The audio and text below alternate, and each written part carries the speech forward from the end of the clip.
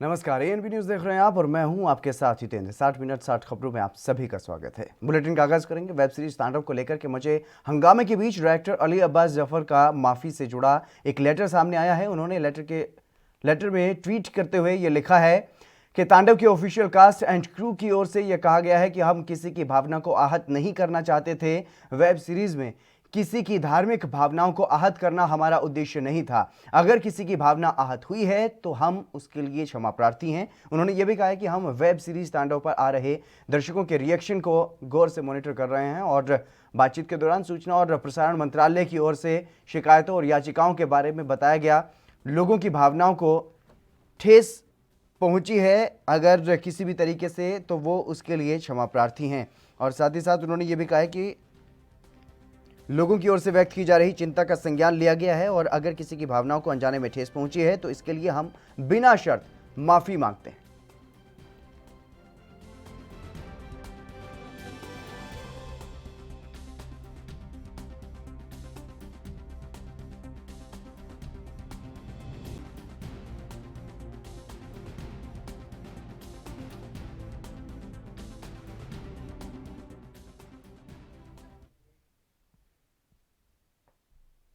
वहीं web series तांडव को लेकर अयोध्या के संतों और धर्माचार्यों में आक्रोश देखने को मिल रहा है। वेब सीरीज पर प्रतिबंध और कलाकारों पर कार्रवाई करने की मांग की गई है। रामनगरी की तपस्वी छावनी के महंत परमहंस दास ने मुस्लिम धर्मगुरुओं से यह सवाल भी पूछा है कि क्या ऐसे लोगों के खिलाफ कोई फतवा नहीं है। वहीं महंत राजू दास ने भी सवाल उठाए। देवी देवताओं का मजाक बनाओ, हिंदू धर्म का मजाक बनाओ और हिंदुओं के आराध्य को जो है अपमानजनक जो है दिखाओ। सिर्फ क्या यही एकमात्र पैसा कमाने का मुस्लिम कलाकारों के पास रह गया साधन? और जबकि अगर कहीं धोखे से कोई हिंदू अगर किसी को एक थप्पड़ मार दे, अगर वह अपराध करने वाला, चोरी करने वाला व्यक्ति कहीं मुस्लिम धर्म से निकल गया, इस्लाम धर्म से निकल गया, तो पूरे देश में हाहाकार मच जाता है। ये तो मॉब लिंचिंग हो रही है, ये तो भीड़ तंत्र का शासन है, हिंदुस्तान में लोगों को डर लगने लगता है, लोग अवार्ड वापस करने लगते हैं। लेकिन क्या हिंदू देवी देवताओं का मजाक बनाना, हिंदू धर्मों का मजाक बनाना, क्या इस तरह के जो हरकत करने वाले लोग हैं वो मुस्लिम धर्म गुरुओं का कर्तव्य नहीं बनता है कि उनके लिए भी कोई गाइडलाइन जारी करें कि अन्य धर्मों के प्रति जो अपमानजनक कोई टिप्पणी करेगा या कोई इस तरह की वेब सीरीज या फिल्म रिलीज करेगा उसको इस्लाम से खारिज किया जाएगा। मैं ये बताना चाहता हूं, हम लोग हिंदू हैं, हम लोग वंशी। जिस प्रकार से सनातन धर्म संस्कृति का मजाक उड़ा रहे हैं, अगर मैं पूछना चाहता हूं इन डायरेक्टर से, इन एक्टर से कि किसी अन्य धर्म के बारे में अगर तुम इस प्रकार की टिप्पणी करोगे या तो कत्लेआम हो जाएगा या तो तुम्हारा सर कलम हो जाएगा। तुम्हारे अंदर कैपेसिटी नहीं, क्षमता नहीं, दम नहीं कि अगर कर सको, क्योंकि सनातन धर्म संस्कृति के बारे में कोई बोलने वाला नहीं है। इसके नाते जो मर्जी में आए वो करना आप शुरू कर देते हो, तो ये अच्छी बात नहीं है। ऐसे मूवी पर बैन लगना चाहिए, प्रतिबंध लगना चाहिए और इन लोग के खिलाफ सख्त से सख्त कार्रवाई होनी चाहिए। हम लोग मांग करते हैं अगर ऐसा नहीं हुआ, बैन नहीं लगा, तो हो सकता है जैसे आपने तांडव मूवी बनाई तो हम लोग भी जब तांडव करने लगेंगे तो आपके लिए अच्छा नहीं होगा। तब आप कहोगे कि यह देश सेकुलर देश है और यहाँ पर मुसलमान सुरक्षित नहीं है, अच्छी बात नहीं है। तब इसके अलावा मिर्जापुर वेब सीरीज के खिलाफ भी मुकदमा दर्ज कर लिया गया है। आपको बता दें कि काफ़ी दिनों से इस वेब सीरीज को लेकर के मिर्जापुर के लोगों में काफ़ी गुस्सा था। लगातार लोग इस वेब सीरीज को बंद करने की और उसके खिलाफ कार्रवाई करने की मांग भी कर रहे थे, क्योंकि इस फिल्म में जो भी दिखाया गया है उसका इस जिले से कोई भी लेना देना नहीं है। जनपद के एक युवा को दूसरे राज्यों में नौकरी से बस इसलिए निकाल दिया गया कि वो मिर्जापुर का रहने वाला है। पीड़ित लड़का दीपू प्रजापति ने पुलिस से यह गुहार लगाई है। लोगों का यह कहना है कि उन्हें काफ़ी ठेस पहुंची है और गाली गलौच और नाजायज संबंधों को दिखाया गया है। अरविंद चतुर्वेदी की तहरीर के आधार पर फिल्म के प्रोड्यूसरों और ओटीटी प्लेटफॉर्म अमेजन प्राइम के खिलाफ सुसंगत धाराओं में अभियोग पंजीकृत कर लिया गया है।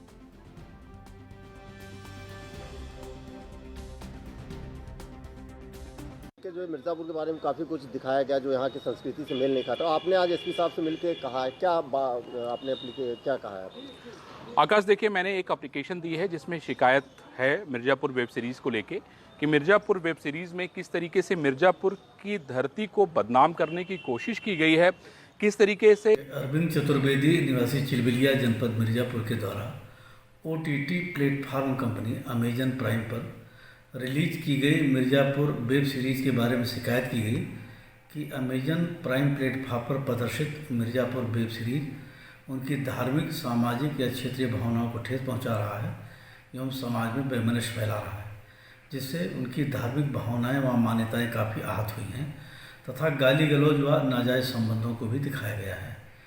अतः अरविंद चतुर्वेदी की तहरीर के आधार पर फिल्म के प्रोड्यूसरों आदि एवं OTT प्लेटफार्म अमेजन प्राइम के विरुद्ध सुसंगत धाराओं में अभियोग पंजीकृत कर विधिक कार्रवाई की जा रही है।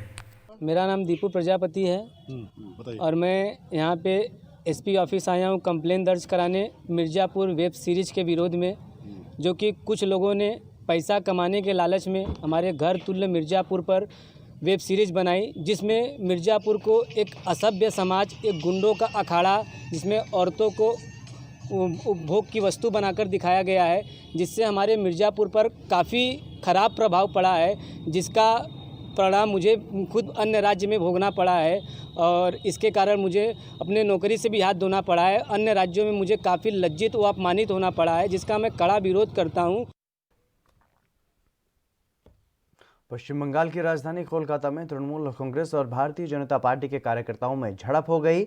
बीजेपी साउथ कोलकाता में रोड शो कर रही थी और उसी दौरान TMC महिला विंग ने काले झंडे दिखाकर इसके बाद दोनों दलों के कार्यकर्ताओं में वहां पर झड़प हो गई। बताया जा रहा है कि साउथ कोलकाता में बीजेपी के रोड शो में बड़ा हंगामा हुआ। असल में TMC से बीजेपी का दामन थामने वाले शुभेंदु अधिकारी कोलकाता में रोड शो कर रहे थे और उसी दौरान TMC महिला विंग ने काले झंडे दिखाए। इसके बाद हंगामा शुरू हो गया और एक रिपोर्ट के अनुसार इस रैली में केंद्रीय मंत्री देबाश्री चौधरी और राज्य बीजेपी के प्रमुख दिलीप घोष भी शामिल होने वाले थे और बताया जा रहा है कि शुभेंदु अधिकारी का रोड शो कोलकाता में राजबिहारी एवेन्यू पर समाप्त होने वाला था और ये वो जगह है जहां से ममता बनर्जी का कालीघाट स्थित आवास काफी नजदीक है। रोड शो के अंत में शुभेंदु अधिकारी अपने समर्थकों को संबोधित करने वाले थे। इसी रोड शो के दौरान TMC महिला विंग ने काले झंडे दिखाए और फिर से हंगामा वहां पर शुरू हो गया।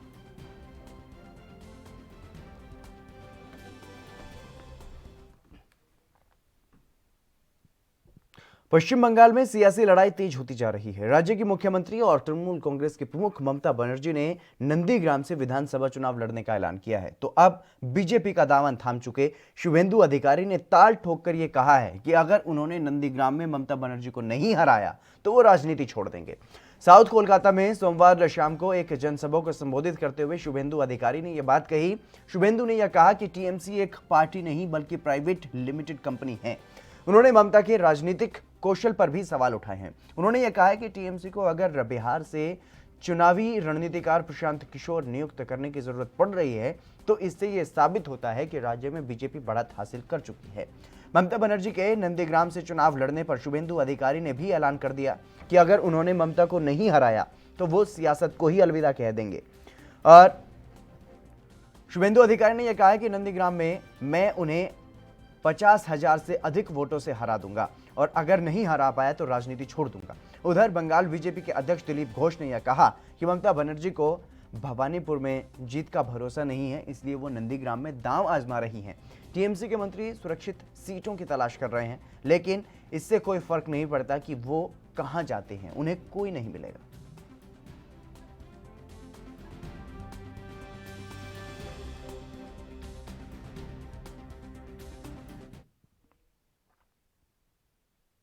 किसान नेता गुरनाम सिंह चढ़ूनी पर लगे आरोपों को लेकर किसान यूनियन की ओर से एक बैठक की गई, जिसमें योगेंद्र यादव ने यह साफ किया कि जो भी मतभेद थे वो सुलझा लिए गए हैं और चढ़ूनी हमारे सदस्य थे और आगे भी रहेंगे।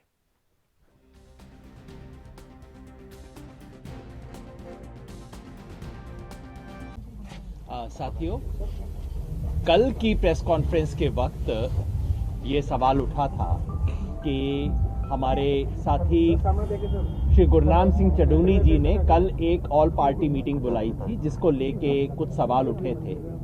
जैसा आप जानते हैं कि उसके बारे में कल हमने जवाब दिया था। हमने कल शाम को प्रेस कॉन्फ्रेंस में कहा था कि उस मीटिंग से संयुक्त किसान मोर्चा का कोई संबंध नहीं है। आज सुबह हमने उसके बारे में एक स्टेटमेंट जारी करके और इन्फॉर्मेशन दी थी जो कि कहा गया था कि उससे कोई संबंध नहीं है और इसके लिए एक समिति का गठन किया जाएगा जो कि चडूनी जी से बात करके 3 दिन के अंदर अंदर अपनी रिपोर्ट देगी। वो समिति बनाने का काम जो बाकी 6 मेंबर हैं, 7 मेंबरी कमेटी के बाकी 6 मेंबर्स को दिया गया था। मुझे ये कहते हुए संतोष हो रहा है कि उस कमेटी की 6 मेंबर जितने भी हैं सब ने मिलकर आज ही बात की, आज ही चडूनी जी से भी हमारा स्पष्टीकरण हो गया और आज ही उसके बारे में हमारी जो कॉमन राय बनी है वो मैं आपके सामने रख रहा हूं। संयुक्त किसान मोर्चा की समन्वय समिति यानी कि जो 7 मेंबरी कमेटी है ने श्री गुरनाम चडूनी द्वारा कल अनेक राजनीतिक दलों के साथ की गई बैठक से जुड़े विवाद पर चर्चा की। आज श्री गुरनाम सिंह ने समिति के सामने अपनी स्थिति स्पष्ट करते हुए लिखकर बताया कि कल की बैठक उन्होंने अपनी निजी हैसियत में बुलाई थी। इस बैठक का संयुक्त किसान मोर्चा से कोई संबंध नहीं है। यह एहसास करते हुए उन्होंने समिति को भरोसा दिलाया कि वो आंदोलन के दौरान भविष्य में किसी राजनीतिक बैठक में नहीं जाएंगे। उन्होंने आश्वासन दिया कि वे संयुक्त किसान मोर्चा के साथ थे, हैं और रहेंगे। समिति ने यानी कि जो 6 मेंबरी कमेटी है, 6 मेंबर्स जो मिले आज, समिति ने इस स्पष्टीकरण का स्वागत करते हुए यह फैसला लिया कि अब इस विवाद को समाप्त किया जाए।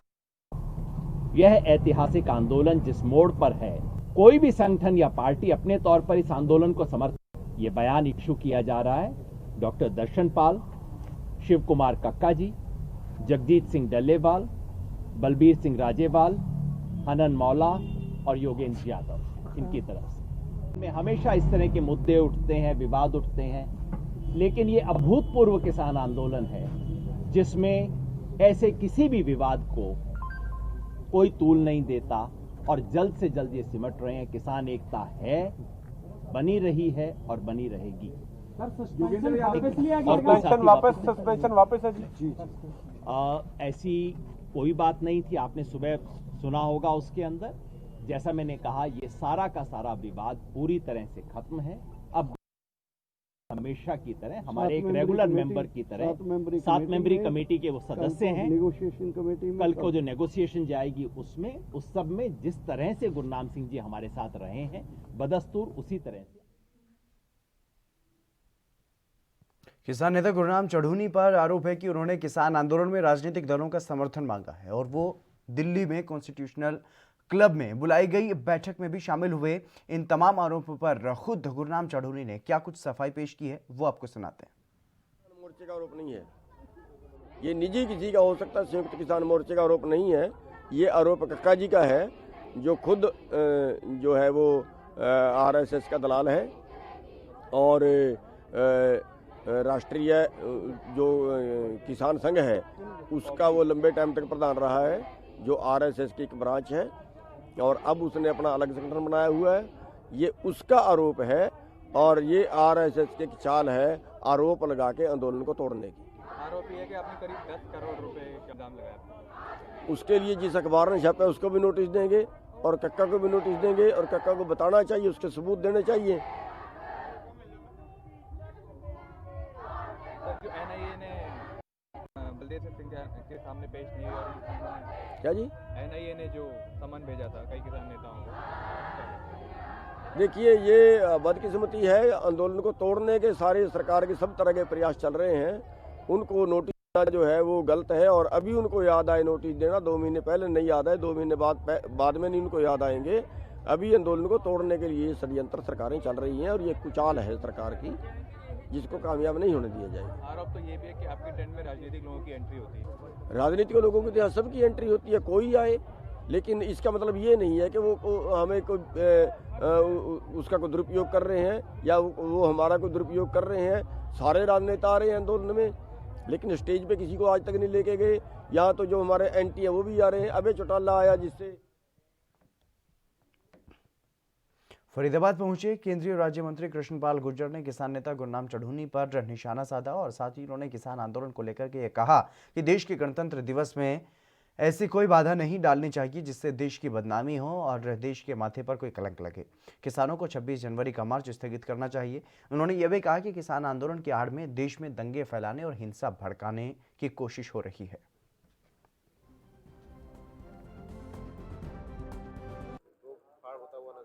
देखिए, निश्चित तौर पर एक तो सर्वोच्च न्यायालय में मामला विचाराधीन है, आज उस पर बहस होनी थी, तो सर्वोच्च न्यायालय के फैसले को सबको मानना चाहिए और हम हमेशा सर्वोच्च न्यायालय का आदर करते हैं, सम्मान करते हैं और उन फैसलों के अनुसार ही अपने आप को ढालते हैं। किसानों को भी सर्वोच्च न्यायालय के फैसले को मानना चाहिए और ये देश का गणतंत्र दिवस है और इसमें इस तरह की कोई बाधा नहीं डालनी चाहिए जिससे देश की बदनामी हो और देश के माथे पर कोई कलंक लगे। इसलिए मेरा किसानों से निवेदन है कि उनको अपना जो 26 तारीख का जो ट्रैक्टर मार्च है उसको स्थगित करना चाहिए।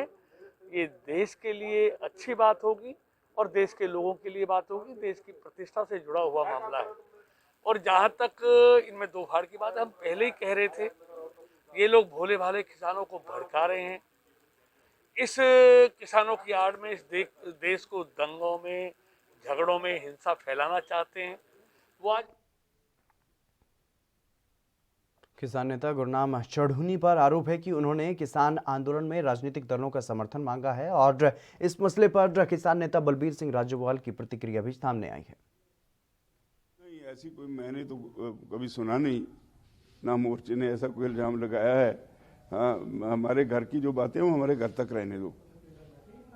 और सर, जो एनआईए ने रिपोर्ट सौंपी है खिलाफ और उसमें बलदेव सिंह जी को बुलाया था, वो गए नहीं, तो इस पर नहीं, वो सरकार की घबराहट है और उसमें कुछ नहीं है। एनआईए के केसेस हमारे लोगों पे नहीं, किसी और केसेस जो पहले से दर्ज हुए हैं उसमें एज विटनेस उसे बुला के इन्वॉल्व करना चाहते हैं, डराना चाहते हैं और इससे ज़्यादा कुछ भी नहीं है। हमने कह दिया लोगों को कि सरकार उखड़ गई है, इसलिए इसकी बहुती परवाह ना करो। सर, चढ़ूनी पे जो आरोप लग रहे हैं वो नहीं, मैं कुछ भी नहीं कह रहा, हमारे घर की बात है, आप उसमें क्यों इंटरफियर करते हो? सर, आपकी जो 26 जनवरी को ट्रैक्टर बुधवार को सुनवाई करेगा। देखो, हम सुप्रीम कोर्ट नहीं गए, सरकार गई, उससे पूछो। किस तरह से रहने वाली 26 जनवरी की पीसफुल रहेगी। 19 जनवरी को एक बार फिर से सरकार और किसानों के बीच बातचीत होगी, लेकिन इस बातचीत से एक दिन पहले राकेश टिकैत जो कि किसान नेता हैं, उन्होंने यह कहा कि कल भी बातचीत के लिए जाएंगे, लेकिन कुछ उम्मीद नहीं है कि कोई हल निकलेगा। 26 जनवरी को दिल्ली की आउटर रिंग रोड पर ट्रैक्टर रैली निकाली जाएगी और सरकार की जहां परेड होती है हम वहां नहीं जाएंगे।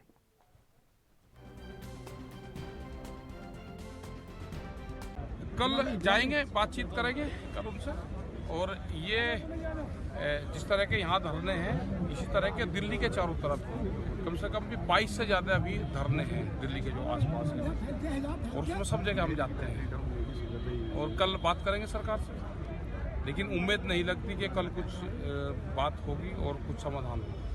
तो आगे कुछ क्या रणनीति रहेगी 26 जनवरी को? अब आज दिल्ली पुलिस कमिश्नर को भी सुप्रीम कोर्ट की तरफ से कहा गया है कि लॉ एंड ऑर्डर आपका मेंटेन करना, आपको ये करना है, हमारी तरफ से कोई रोक नहीं किसानों को। हमने अब ये करा है, जो वहाँ पे कमेटी है हमारी कोर कमेटी, उसने ये तय करा है कि हम जो दिल्ली की आउटर रिंग रोड है उसको अपने ट्रैक्टर चलाएंगे, उसको लेके जाएंगे, उसको परेड दिखाएंगे और जो सरकार की जो परेड होती है वहाँ पर नहीं जाएंगे। ये हमने कल वहाँ पे सिंगू बॉर्डर पे तय हुआ है, जो 80 लोगों की एक कोर कमेटी उसने तय करा है। यानी चिल्ला बॉर्डर और तमाम जितने सिंगू बॉर्डर, टिकरी बॉर्डर, ये सब जगह बॉर्डर्स पे ही प्रदर्शन रहेगा? नहीं, बॉर्डर से अंदर, दिल्ली के अंदर रिंग रोड है एक, जो बस अड्डे को जोड़ती है, आजादपुर मंडी को जोड़ती है, उधर वजीराबाद, और ये पूरा एक रिंग रोड जो है, आउटर रिंग रोड उसको बोलते हैं।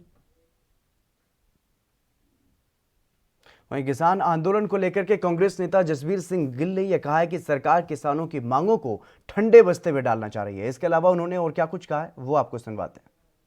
किसान के लिए नहीं है, किसान के लिए सरकार के मन में पीड़ा नहीं है।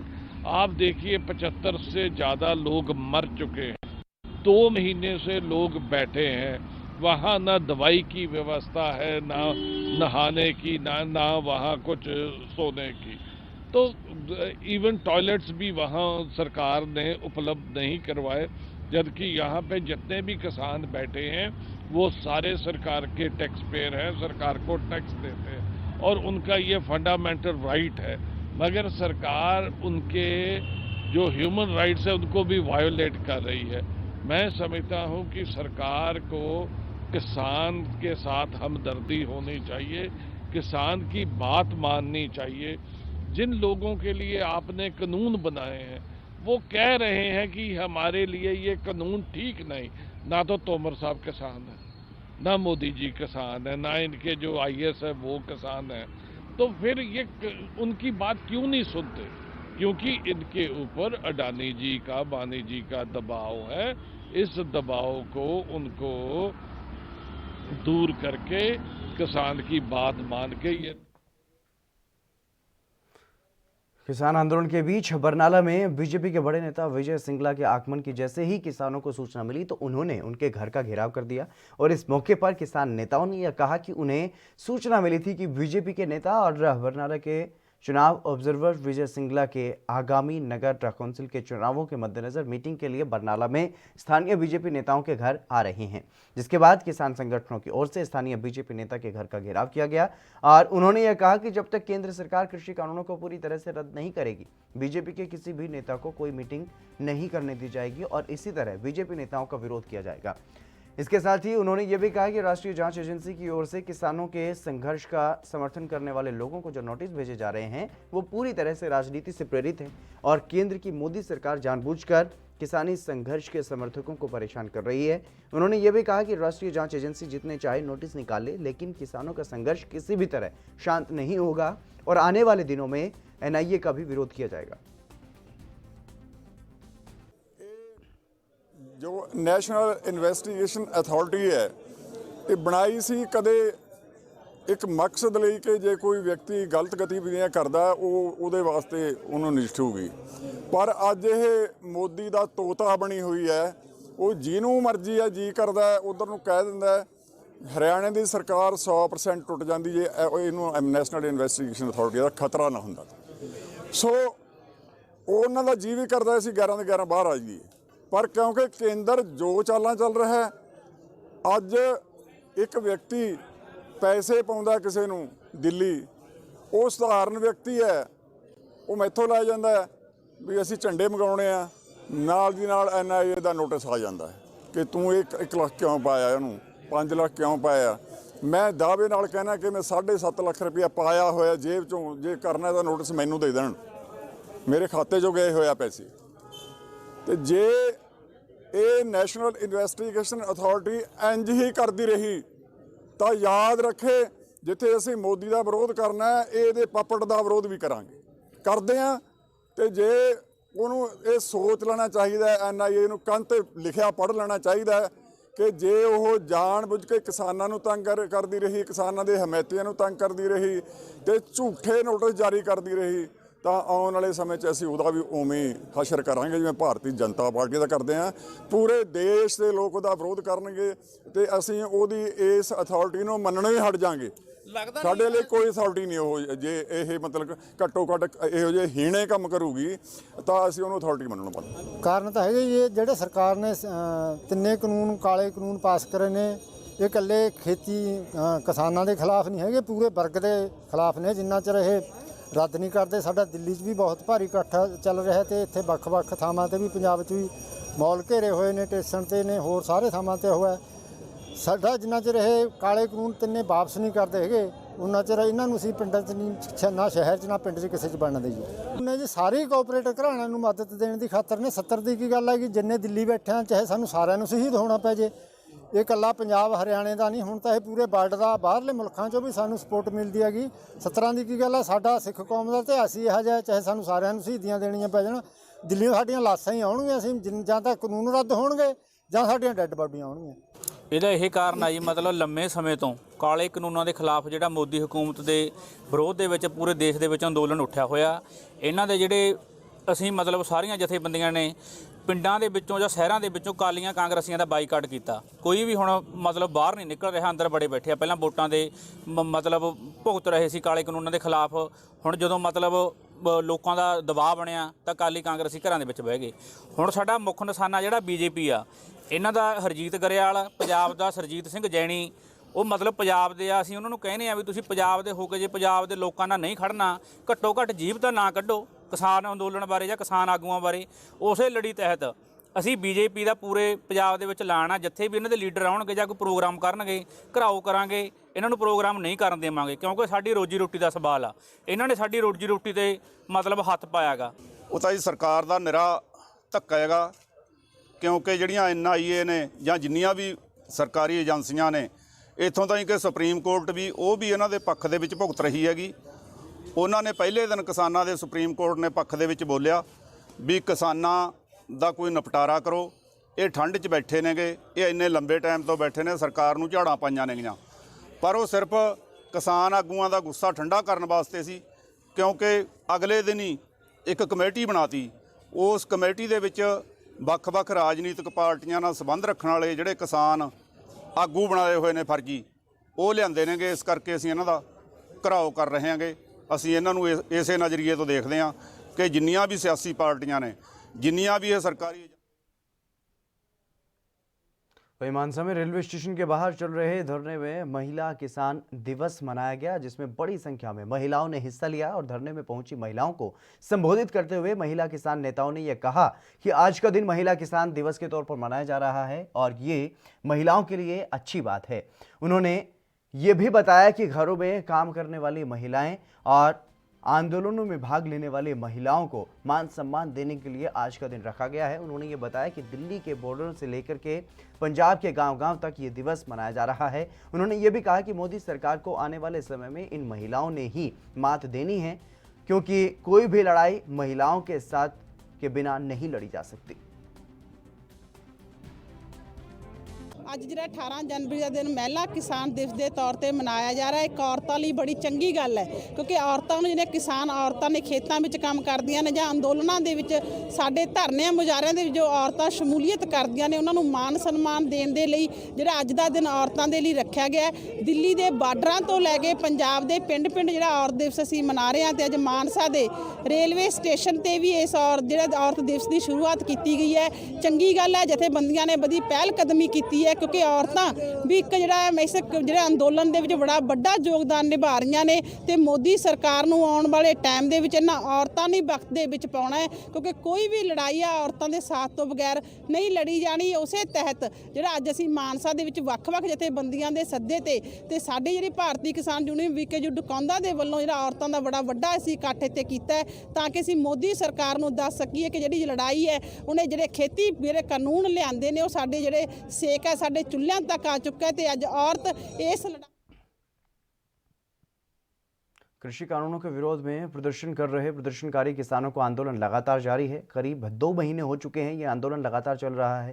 किसान संगठनों की तरफ से 18 जनवरी का दिन महिला किसान दिवस के रूप में मनाया गया और इस दिन को उन सभी किसान महिलाओं की भूमिका और कृषि कानूनों के प्रदर्शन के दौरान हर क्षेत्र में साथ देने वाली महिलाओं को सम्मान देने के लिए ये दिन मनाया गया। पंजाब के साथ साथ दिल्ली की सीमाओं में भी सभी प्रदर्शन स्थलों पर महिलाएं मौजूद रहीं और भारतीय किसान एकता उग्राहां की महिला सदस्यों ने बरनाला जिले के धनोला गांव और कथेरा गांव में भी धरना दिया, जो कि बीजेपी नेता हरजीत सिंह ग्रेवाल और सुरजीत कुमार का पैतृक गांव है। हमारा ये किसानी आंदोलन में महिलाओं का, क्योंकि भारत की आबादी का 50% महिलाएं हैं और महिलाएं शुरू से भारत में खेती कर रही हैं, पर जो हमारी किसान जथेबंदियां उन्होंने आज समझदारी का ये काम किया कि आज महिला किसान दिवस को जो है समर्पित आज का दिन उन्होंने रखा। इसलिए हम अमृतसर में जो है ये हालगेट के ऊपर भंडारी पुल के ऊपर अपना किसान महिला दिवस मना रहे हैं।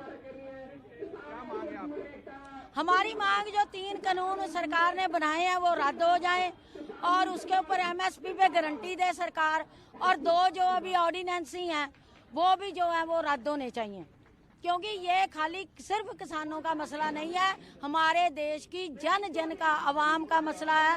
जब भंडारण हो जाएगा तो जो आम लोगों को PDS सिस्टम के जरिए कृषि कानूनों को लेकर सरकार के साथ बातचीत के बावजूद हल नहीं निकलने से नाराज किसान लंबे वक्त तक प्रदर्शन करने की तैयारी में हैं। वहीं 26 जनवरी को दिल्ली में होने वाली परेड में किसानों की तरफ से ट्रैक्टर रैली निकालने की चेतावनी को लेकर के पंजाब से किसान बड़ी संख्या में अपने अपने ट्रैक्टरों सहित दिल्ली के लिए कूच करने लगे हैं। सोमवार को सैकड़ों किसान ट्रैक्टर लेकर के दिल्ली के लिए रवाना हुए और पंजाब के कुछ किसान जत्थों में दिल्ली जाने के लिए चंडीगढ़ मोहाली में मल्लापुर के रास्ते से चंडीगढ़ होते हुए निकल करके दिल्ली जाने के लिए पहुंचे हैं और इसके लिए प्रशासन और पुलिस ने पहले ही कड़े प्रबंध कर लिए हैं। पुलिस ने मुल्लापुर बॉर्डर को पूरी तरह से सील कर दिया है, जो कि एक छावनी में तब्दील हो गया है और भारी पुलिस फोर्स के अलावा पैरामिलिट्री फोर्स भी मौके पर मौजूद है।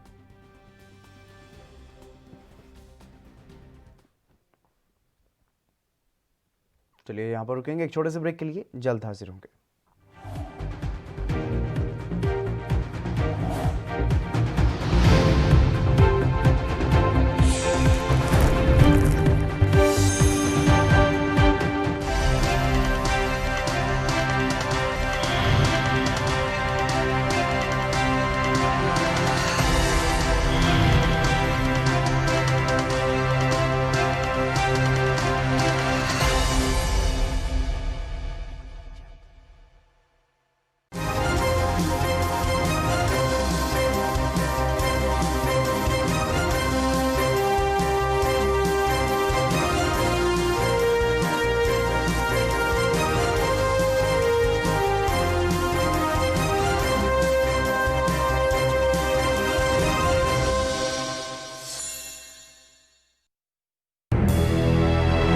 लखनऊ से लेकर चंडीगढ़ तक, मुंबई से लेकर रायपुर तक, क्या है राजनीति की हलचल, क्या है समाज का मिजाज।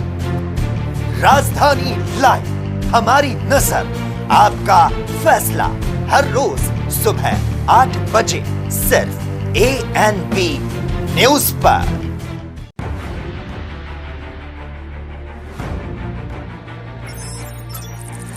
खबर चाहे सियासत की हो या सरकार की, खबर चाहे भ्रष्ट,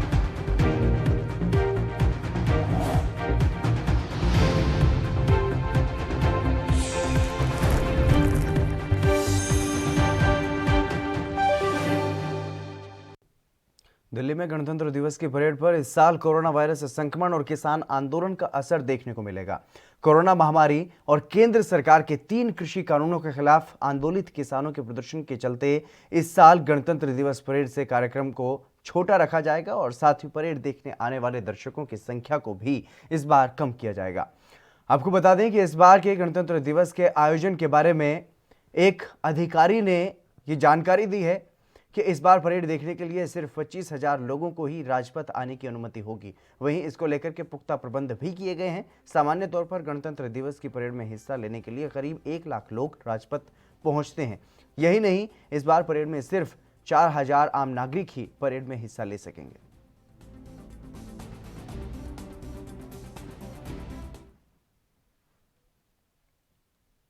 गणतंत्र दिवस की परेड को लेकर के तैयारियां तेज कर दी गई हैं। 26 जनवरी को होने वाली परेड में इस बार राफेल विमान का भी प्रदर्शन किया जाएगा। भारतीय वायुसेना परेड के दौरान मेक इन इंडिया थीम के तहत अहम लड़ाकू विमानों का प्रदर्शन करेगी और ये पहली बार होगा जब राफेल का प्रदर्शन सार्वजनिक तौर पर किया जाएगा।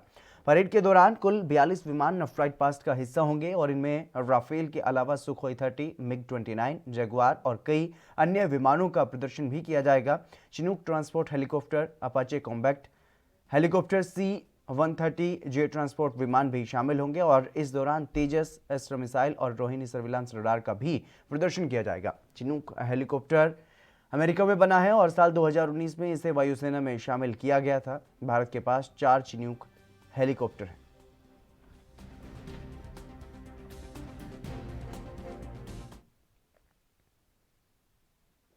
यूपी के मथुरा में संघ प्रमुख मोहन भागवत की सुरक्षा को लेकर के पुलिस प्रशासन ने चाक चौबंद इंतजाम किए हैं।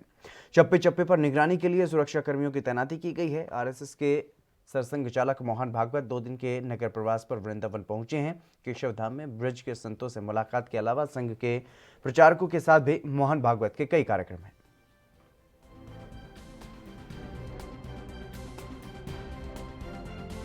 आरएसएस के मुख्यालय यहाँ केशवधाम पे उनके कार्यक्रम हैं।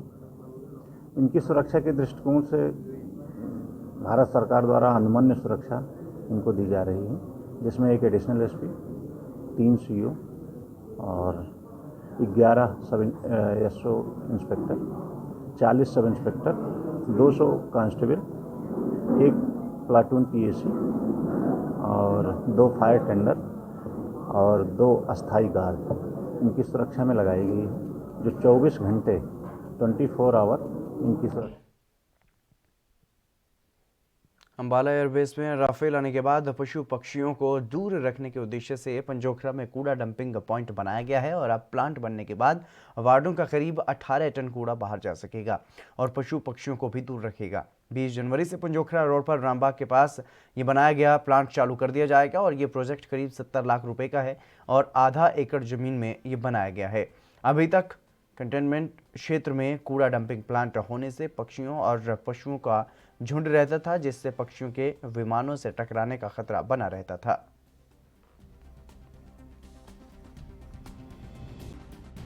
जो सॉलिड वेस्ट है जिसका मैनेजमेंट ऑफ डिस्पोजल का रूल्स आया था 2016 में, उसके तहत सॉलिड वेस्ट को डिस्पोज ऑफ करने के लिए ये प्रोजेक्ट बनाया जा रहा है। ये प्रोजेक्ट बेसिकली आर्मी अथॉरिटीज़ का है, जिसमें कैन बोर्ड भी अपना योगदान दे रहा है और इसके अंतर्गत एक 5 MLD का जो प्रोजेक्ट है वो लगाया जाएगा सॉलिड वेस्ट प्लांट, जिसमें जो भी कूड़ा कचरा है शहर का वो वहाँ पे डिस्पोज ऑफ करा जाएगा और जो कोई भी गंदगी जो है वो शहर में ना फैले और कोई भी डंपिंग साइट ना बने, उसके लिए हम बना रहे हैं, इसको लगाया जा रहा है इस प्लांट को। और इसका जो फाइनल प्रोडक्ट होगा उसको भी रिसाइकिल तरीके से यूज़ करा जा सके, जो इंडस्ट्रीज़ उस प्रोडक्ट को ले लेती हैं वो उसको यूज़ कर सके, उसका प्रॉपर सॉलिड वेस्ट और लिक्विड वेस्ट को डिस्पोज ऑफ करने का अलग अलग तरीका हो, सेग्रीगेशन किया जा सके। तो इस दृष्टिकोण से ये प्रोजेक्ट लगाया जा रहा है। जो मेजॉरिटी जो अमाउंट है वो आर्मी अथॉरिटीज़ द्वारा ही इसको बियर किया जा रहा है और जब ये प्रोजेक्ट बन जाएगा तो उसके बाद कैन बोर्ड की जिम्मेदारी मेनली इसको चलाने के लिए रहेगी। कैन बोर्ड जिम्मेदार है सॉलिड वेस्ट मैनेजमेंट के लिए शहर में, तो इसको बनाने के बाद जो चलाने के लिए आगे वर्षों में चलाया जाएगा तो वो कैन बोर्ड के बिहाफ पे इसको चलाया जाएगा। उससे इसको आप इस संदर्भ में जोड़ सकते हैं कि क्योंकि राफेल के बारे में जब भी कुछ कंसर्न्स थे एयरफोर्स के, वो ये थे कि जो कूड़ा कचरा है उसको देख के बर्ड्स वहाँ पे अट्रैक्ट होते हैं अगर कूड़ा कचरा ओपन में होता है तो, और वो जो बर्ड्स होते हैं वो जो राफेल है या कोई भी जो उनका विमान होता है वो उसकी कहीं ना कहीं उसको चोट पहुँचा सकते हैं या उसको उसकी गति को रोक सकते हैं। तो उसके लिए अगर ये प्लांट वहाँ पे लग जाएगा जिसमें कोई कूड़ा कचरा ओपन में नहीं फैलेगा तो नेचुरली जो उनके कोविड-19 टीकाकरण कार्यक्रम के पहले दिन जिन लोगों को टीका लगाने का लक्ष्य रखा गया था उनमें से 85% से अधिक लोगों के टीकाकरण से उत्साहित उड़ीसा सरकार ने कोरोना वायरस का टीका लगवाने वाले लोगों की संख्या बढ़ाने की रणनीति बनाई है।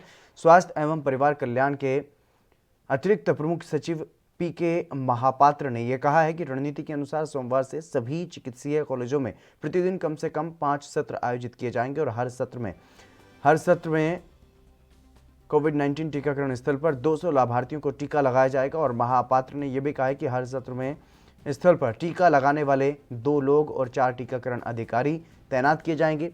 ये सत्र कामकाजी दिनों में आयोजित किए जाएंगे। On 16th, after inauguration of this COVID-19 vaccination by Honorable Prime Minister, we have started the vaccination program in our state. In the first day, that is on 16th January, we have vaccinated 13,980 healthcare workers on the first day. On the second day, that is Sunday, we kept it closed because our healthcare workers are being vaccinated. So we tried to observe any complication or like that, but we got no complication at all. All are healthy. There is no severe or serious side effect. From today onwards, we are conducting the vaccination work. We have done 380 sessions to be taken for this vaccination of this healthcare worker, and this 380 sessions we will vaccinate 31,902 healthcare workers. So as per the vaccine availability, we received 4,28,000 doses of vaccine, and we have targeted for vaccinating 1,92,555 healthcare workers. So after the 16th, the rest of the healthcare workers will be vaccinated, by 25th of January. So accordingly, we have planned sessions, and today we are having Bharat में सड़क सुरक्षा के बारे में जागरूकता पैदा करने और सड़क दुर्घटनाओं को कम करने के उद्देश्य से सोमवार को राष्ट्रीय सड़क सुरक्षा माह का आगाज किया गया। विज्ञान भवन में इस कार्यक्रम का शुभारंभ केंद्रीय रक्षा मंत्री राजनाथ सिंह और सड़क परिवहन और राजमार्ग मंत्री नितिन गडकरी ने किया और इस अवसर पर सड़क परिवहन और राजमार्ग राज्य मंत्री जनरल वीके सिंह और नीति आयोग के मुख्य कार्यकारी अधिकारी श्री अमिताभ कांत भी मौजूद रहे। राष्ट्रीय सड़क सुरक्षा माह के उद्घाटन कार्यक्रम में रक्षा मंत्री राजनाथ सिंह ने ये कहा कि हमारे देश में जितने सड़क हादसे हो रहे हैं उससे देश की अर्थव्यवस्था में जीडीपी के 3% का नुकसान होता है। इसलिए इस राष्ट्रीय सड़क सुरक्षा माह का हर साल आयोजन महत्वपूर्ण है। और उन्होंने ये भी कहा कि कोरोना महामारी से 1.5 लाख से अधिक लोगों की जान गई है, लेकिन आज भी सड़क हादसों की वजह से इससे ज़्यादा लोगों की जान जा रही है। ये हमारे लिए कोई सामान्य चुनौती नहीं है। तो मित्रों, आज मैं इस राष्ट्रीय सड़क सुरक्षा माह के उद्घाटन के अवसर पर अपनी तरफ से आप सबको हार्दिक शुभकामनाएं देता हूं। और मैं समझता हूं कि इस प्रकार के देशव्यापी और जनहित के कार्यक्रम जब प्रारंभ किए जाते हैं तो स्वाभाविक रूप से सबको प्रसन्नता भी होती है और साथ ही साथ एक विश्वास, एक कॉन्फिडेंस भी उनके अंदर डेवलप करता है कि हम जिस लक्ष्य को लेकर आगे बढ़ रहे हैं उसमें हमें निश्चित रूप से कामयाबी मिलेगी। दुर्घटना होने से केवल एक व्यक्ति की क्षति अथवा एक परिवार की ही क्षति नहीं होती है, यह पूरे देश की अर्थव्यवस्था को भी यह प्रभावित करता है। और जहां तक मेरी जानकारी है कि जितनी रोड एक्सीडेंट्स हमारे देश में हो रहे हैं उसके परिणाम स्वरूप लगभग, जैसा मुझे बतलाया गया है, कि जीडीपी का 3% का लॉस होता है देश की अर्थव्यवस्था में। इसलिए इस राष्ट्रीय सड़क सुरक्षा माह का आयोजन राष्ट्रीय सड़क सुरक्षा माह के उद्घाटन कार्यक्रम में केंद्रीय मंत्री नितिन गडकरी ने यह कहा कि भारत में सड़क दुर्घटना में 415 लोगों की हर दिन मौत हो रही है। अगर हम 2030 तक राह देखते रहेंगे तो 6-7 लाख लोग इसमें मारे जाएंगे। 2025 तक हम आपके सहयोग से सड़क दुर्घटना से होने वाली मौतों और दुर्घटनाएं 50% से नीचे कर पाएंगे। हमारी इच्छा पिछड़े क्षेत्रों में ड्राइविंग स्कूल खोलने की है। इससे 22 लाख लोगों को रोजगार मिलेगा और ठीक से प्रशिक्षित करेंगे तो लोगों की जान बचेगी। पिछड़े और आदिवासी क्षेत्रों में कौशल विकास मंत्रालय और हमारा मंत्रालय मिलकर ड्राइविंग ट्रेनिंग स्कूल का काम कर रहे हैं। की संख्या ये लगभग नहीं के बराबर आएगी। वो दिन मैं समझूंगा कि कुछ काम हुआ। मैं आप सबसे अनुरोध करता हूं कि हम संकल्प करें कि आने वाले दिनों के टारगेट तो सरकार में होते ही है, पर कभी कभी मन में आता है कि क्या 2030 तक हम 50% यानी हर साल 75,000 80,000 लोग मरते हुए देखते रहे। मुझे लगता है इस प्रकार के टारगेट, रोड बनाने के टारगेट एक बार पूरा नहीं हुआ तो चलेगा, पर लोगों की जान बचाने का टारगेट जो है उसके साथ कोई कॉम्प्रोमाइज नहीं हो सकता। ये वॉर फुटिंग पे होना चाहिए। और मैं आपसे आह्वान करूंगा कि मुझे 2025 भी ठीक नहीं लगता। आप सब लोग अगर जागेंगे और जनता को जगाएंगे और सब स्टेक होल्डर्स अगर काम करेंगे तो बहुत जल्दी हम लाखों लोग। केंद्रीय शिक्षा मंत्री रमेश पोखरियाल निशंक ने सोमवार को दोपहर 12:20 पर सोशल मीडिया प्लेटफॉर्म ट्विटर पर लाइव आए और इस बार वो देश के केंद्रीय विद्यालयों के विद्यार्थियों को उन्होंने संबोधित किया। अपने संबोधन के बाद उन्होंने छात्र छात्राओं के सवालों के जवाब भी दिए और उन्हें तनाव मुक्त रहने के टिप्स भी दिए। इस दौरान शिक्षा मंत्री ने जेईई और नीट जैसी प्रतियोगी परीक्षाओं के सिलेबस को लेकर के बड़ी घोषणा की है। शिक्षा संवाद के दौरान उन्होंने व्यवस्थित तरीके से केंद्रीय विद्यालयों को दोबारा खोले जाने की बात कही। शिक्षा मंत्री ने छात्रों के साथ शिक्षा संवाद की शुरुआत करते हुए कई छात्र छात्राओं के सवालों का जवाब दिया। उन्होंने नई राष्ट्रीय शिक्षा नीति से लेकर परीक्षा और तनाव से मुक्त रहने के उपाय सुझाए।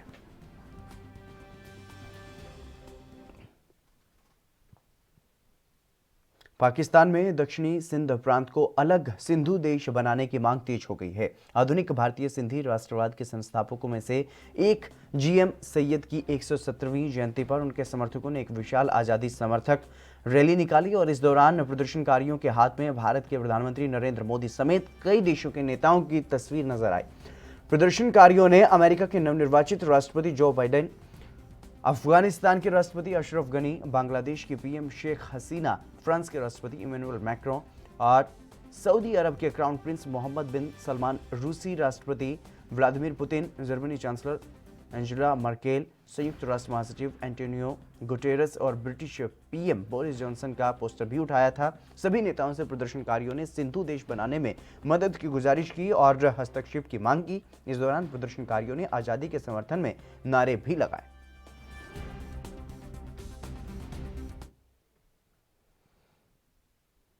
तमिलनाडु विधानसभा चुनाव का औपचारिक ऐलान भले ही न हुआ हो, लेकिन सियासी सरगर्मियां तेज हो गई हैं। जहां एक और कांग्रेस और डीएमके ने मिलकर चुनावी मैदान में उतरने का फैसला किया है, तो वहीं एआईएडीएमके और बीजेपी गठबंधन पर मोहर लग सकती है। तमिलनाडु के मुख्यमंत्री ई पलानीस्वामी सोमवार को 2 दिवसीय दौरे पर दिल्ली पहुंचे। गठबंधन को अमली जामा पहनाए जाने के साथ साथ राज्य की चुनावी स्थिति पर भी चर्चा की जा सकती है। बता दें कि तमिलनाडु की मुख्यमंत्री रही दिवंगत जयललिता की सहेली वीके शशिकला और 27 जनवरी को जेल से बाहर आने की उनकी भी उम्मीद है। ऐसे में एआईएडीएमके और तमिलनाडु की राजनीति पर असर पड़ सकता है। ऐसे में पलानीस्वामी का दिल्ली दौरा काफी अहम माना जा रहा है, क्योंकि इस महीने की शुरुआत में एआईएडीएमके की आम परिषद की बैठक में उन्हें मुख्यमंत्री पद का चेहरा बनाया गया है।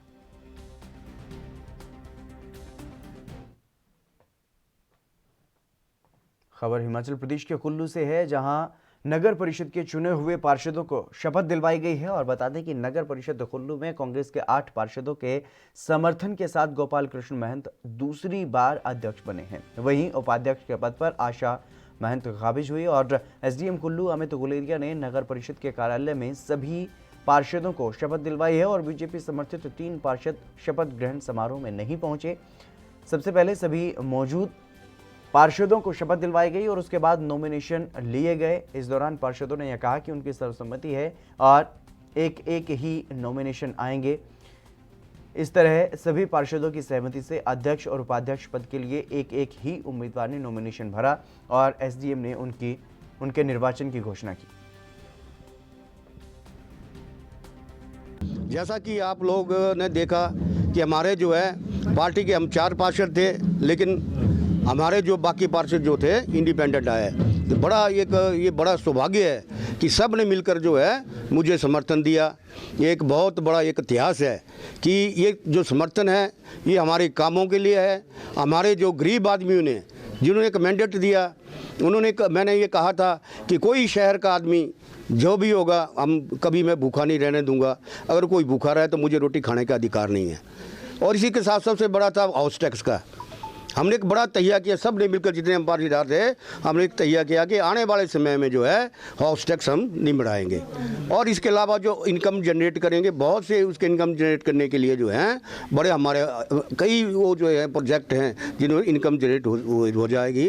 तो हम कोशिश करेंगे आने वाले समय में जो है हाउस टैक्स नहीं बढ़ाएंगे।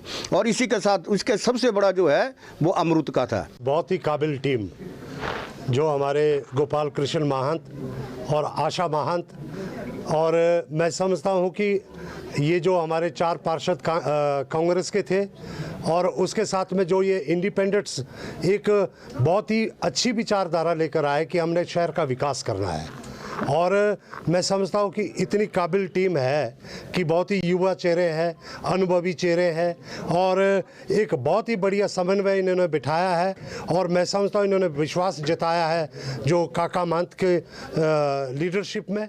और ऐसे में शहर के लिए एक बहुत ही बड़ी उपलब्धि ये है कि दलगत राजनीति से ऊपर उठकर इन्होंने इनके पिछले कामों को और जो आने वाले भविष्य। मथुरा में श्री कृष्ण विराजमान वाद के संबंध में जिला जज न्यायालय में सुनवाई हुई, जिसमें मुस्लिम पक्षकार शाही ईदगाह की तरफ से अपील पर आपत्ति की गई थी। श्री कृष्ण जन्मस्थान मामले में दोनों पक्षों की दलील सुनने के बाद फैसला सुरक्षित रखा गया। दरअसल शाही ईदगाह मस्जिद के सचिव ने श्री कृष्ण विराजमान की ओर से सुप्रीम कोर्ट की अधिवक्ता और लखनऊ निवासी रंजना अग्निहोत्री के माध्यम से वहां पर 13.37 एकड़ जमीन पर पूर्व में किए गए न्यायिक निर्णय को निरस्त करने की याचिका दायर की गई थी। उन्होंने श्री कृष्ण विराजमान के किए गए दावे की अपील को सुनवाई योग्य न बताने संबंधी आवेदन किया था। कि आज श्री कृष्ण जन्मभूमि को लेकर डिस्ट्रिक्ट जज के यहाँ सुनवाई थी। इस केस की हियरिंग में मुस्लिम पक्षकार जो ईदगाह कमेटी के वकील हैं उन्होंने एक ऑब्जेक्शन दिया था कि इस केस में जो हमने अपील फाइल की है अपील मेंटेनेबल नहीं है, इस केस में रिवीजन लाई करेगा, जिस पे हमने कोर्ट के सामने दोनों पक्ष रखे हैं। हमने कोर्ट पे बताने की कोशिश की है कि सेक्शन 2 के तहत अगर रिजेक्शन ऑफ प्लेंट है तो उसमें अपील लाई करती है, और हमने कोर्ट के सामने ये भी सबमिशन रखा है कि इसको अगर रिवीजन में कन्वर्ट किया जाए तो उसमें भी हमें कोई परेशानी नहीं है। कोर्ट ने जिसमें ऑर्डर सुरक्षित किया है और अब कोर्ट इसमें यथाचित ऑर्डर पास करेगी और नेक्स्ट डेट ऑफ हियरिंग और फाइनल हियरिंग हमें। उत्तर प्रदेश के फिरोजाबाद में अखिल भारतीय विद्यार्थी परिषद ने छात्र छात्राओं ने एसआर के डिग्री कॉलेज में जमकर विरोध प्रदर्शन वहां पर किया और छात्र छात्राओं ने कॉलेज के क्लर्क अखिलेश सिंह पर भ्रष्टाचार का आरोप लगाते हुए उसे सस्पेंड करने की मांग भी की है। पूर्व प्रदेश सह मंत्री सचिन शर्मा ने यह बताया कि छात्रवृत्ति के फॉर्म भरने की 15 जनवरी अंतिम तिथि थी और बाद में सरकार ने 2 दिन और बढ़ा दिए, जिसका नोटिस चस्पा नहीं किया गया। उन्होंने ये भी बताया है कि छात्र छात्राएं छात्रवृत्ति का फॉर्म जमा करने जाते हैं तो बाबू उनके और अभिभावकों के साथ अभद्रता करता है और फॉर्म जमा करने से इनकार कर देता है। जो छात्र छात्राएं रिश्वत देते हैं उनके ही फॉर्म को जमा किया जा रहा है और अखिल भारतीय विद्यार्थी परिषद के छात्र छात्राओं ने क्लर्क के खिलाफ जमकर विरोध प्रदर्शन किया और उसे सस्पेंड करने की मांग की। उन्होंने यह कहा कि अगर क्लर्क ने छात्र छात्राओं से माफी नहीं मांगी तो यह विरोध प्रदर्शन जारी रहेगा। एसआर के कॉलेज में बच्चों की स्कॉलरशिप के फॉर्म सबमिट नहीं किए जा रहे हैं और छात्र बता रहे हैं कि उनके साथ में जो अखिलेश सिंह है कोई स्टाफ है वो छात्र छात्राओं से बदतमीजी से पेश आते हैं और अच्छे से बात नहीं करते हैं और जो रिश्वत दे देते हैं और उनका फॉर्म सबमिट कर लेते हैं और जो बच्चे पैसे नहीं दे पाते उनका फॉर्म सबमिट नहीं करते। और विद्यार्थी परिषद ने अपना धरना स्टार्ट किया। जब तक ये लोग बच्चों के फॉर्म सबमिट नहीं होंगे या डेट आगे नहीं बढ़ेगी जब तक ऐसे ही विद्यार्थी परिषद धरने पे बैठा रहेगा। आपने यहाँ बात की यहाँ प्रिंसिपल से और भी लोगों से, किस तरीके का आश्वासन दिया गया, आपको क्या कार्रवाई की गई? अभी तक कोई कॉलेज से अभी तक कोई बाहर नहीं आया, अभी तक कुछ नहीं इन लोगों ने बोला, अभी तक कोई।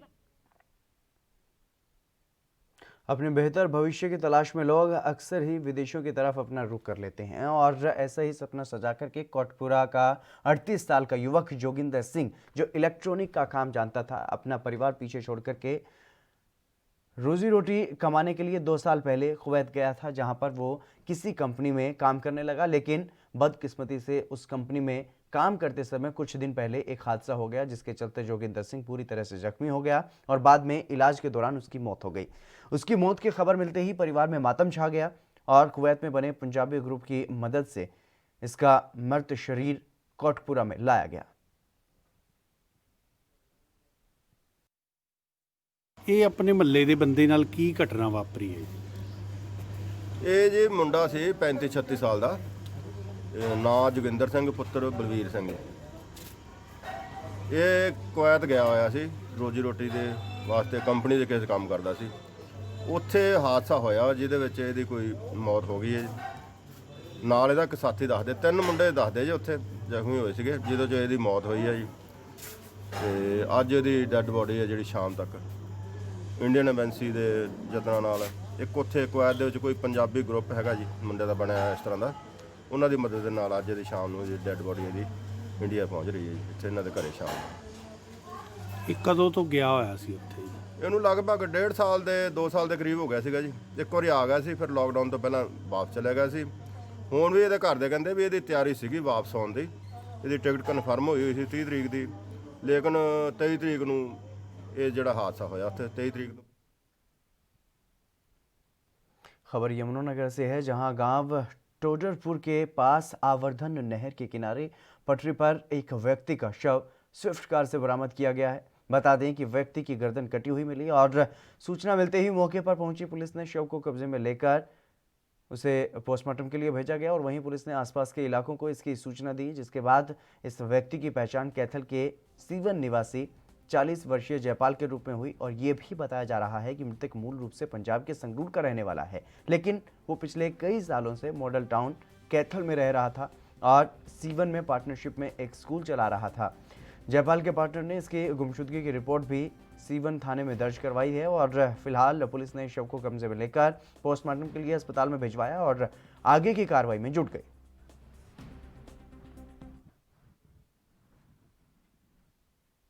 खबर रोहतक से है, जहां पंडित भगवत दयाल शर्मा स्वास्थ्य विज्ञान विश्वविद्यालय के ऑडिटोरियम में वैक्सीनेशन शुरू हुआ। पीजीआईएमएस की चिकित्सा अधिकारी डॉक्टर पुष्पा दहिया और मेडिसिन विभागाध्यक्ष डॉक्टर वीके कत्याल ने भी वैक्सीनेशन में भाग लिया और वैक्सीन की डोज ली।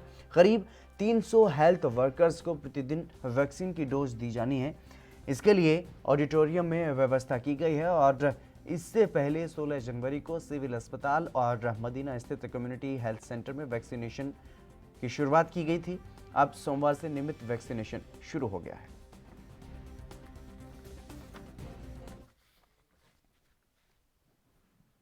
हरियाणा के फतेहाबाद में पिछले 3-4 दिनों में लगातार तापमान गिर रहा है और वहीं रविवार शाम होते ही उत्तर पूर्वी दिशा से 10 किलोमीटर प्रति घंटे से शीतलहर शुरू हो गई, जिससे ठंड लगातार बढ़ गई और वहीं मौसम विशेषज्ञों की माने तो आने वाले दिनों में ऐसा ही मौसम रहेगा। सोमवार को भी अधिकतम तापमान 14.7 डिग्री और न्यूनतम तापमान 4.2 डिग्री सेल्सियस दर्ज किया गया। पिछले 3-4 दिनों से अधिकतम तापमान में 4 डिग्री तो न्यूनतम तापमान में 5 डिग्री की कमी दर्ज की गई है। मौसम विशेषज्ञों की माने तो मंगलवार को हल्की बारिश हो सकती है और इस समय बरसात होगी तो ठंड अधिक बढ़ जाएगी। सोमवार सुबह से ही तेज हवा चलने के कारण धुंध से राहत मिली, लेकिन ठंड से नहीं।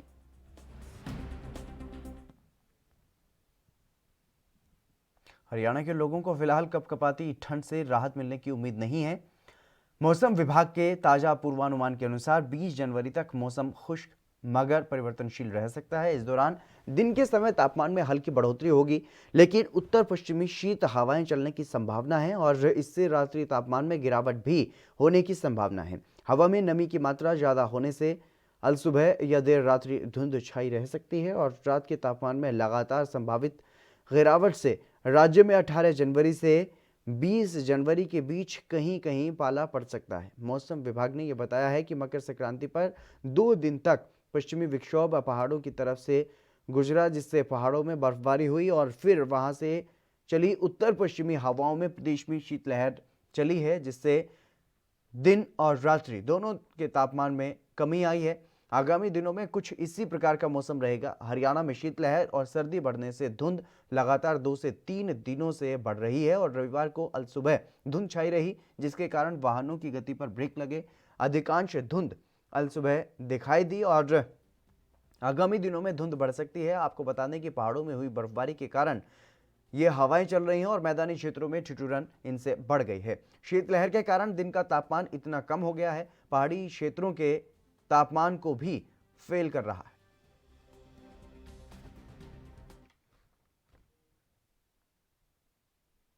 चलिए, मेरे साथ खबरों में बस इतना ही। दीजिए इजाजत। नमस्कार।